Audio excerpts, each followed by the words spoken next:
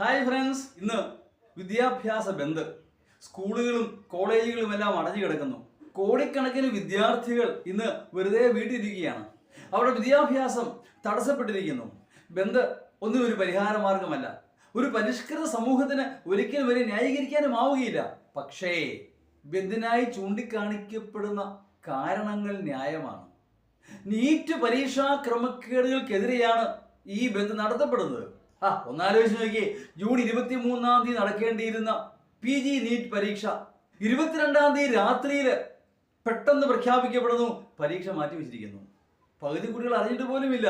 എത്രയോ ദിവസം ഉറക്കം വിളിച്ചിരുന്ന് പഠിച്ചതാണ് അവര്. അവസാന നിമിഷം പറയുന്നു പരീക്ഷ മാറ്റിവെച്ചിരിക്കുന്നു. അതിന് കോമഡി എന്ന് പറയുന്നത്, നാളെ ഇതുവരെ മാറ്റിവെച്ച പരീക്ഷ എന്ന് നടക്കുമെന്നോ നടത്തപ്പെടുമെന്നോ യാതൊരു നിശ്ചയവുമില്ല. ഡേറ്റ് പ്രഖ്യാപിക്കപ്പെട്ടിട്ടില്ല. ഗവൺമെന്റ് ഇക്കാര്യം പരിഗണനയിലെടുത്തോ എന്ന് പോലും അറിഞ്ഞുകൂടാ. It's a question of priorities. Government എന്തിന് മുൻഗണന നൽകുന്നു എന്നുള്ളതാണ് പ്രധാനം. ഇത്തരം കാര്യങ്ങളിലേക്ക് വേണ്ടത്ര മുൻഗണന ഈ ഗവൺമെന്റ് നൽകുന്നില്ലേ സംശയിക്കേണ്ടി വരും. അല്ലെങ്കിൽ പിന്നെ എന്തുകൊണ്ടാണ് വേണ്ടപ്പെട്ടവരെ വിളിച്ചുകൂട്ടി ഒരു ഡേറ്റ് നിശ്ചയിക്കാത്തത്? ഉത്തരവാദിത്തപ്പെട്ടവർ ചോദിക്കണം, എന്ന് നടത്താൻ പറ്റും ഈ പരീക്ഷ കുറ്റരഹിതമായി? അവരെ പറയിക്കണം ആ ഡേറ്റ്. അങ്ങനെ ആ ഡേറ്റ് നിശ്ചയിക്കണം. അങ്ങനെ സമയബന്ധിതമായി പ്രശ്നങ്ങൾ പരിഹരിക്കണം.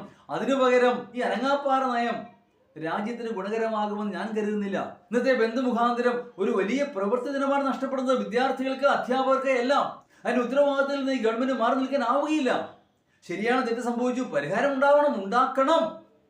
അതിനാണ് ഗവൺമെന്റ്, ജനായത്ത ഗവൺമെന്റ്, ജനങ്ങൾ തിരഞ്ഞെടുത്ത ഗവൺമെന്റ്. ആ ഗവൺമെന്റ് ഇക്കാര്യത്തിൽ പരാജയപ്പെടുന്നു എന്നുള്ളത് നിർവ്യാജേന സമ്മതിക്കേണ്ടി വരും.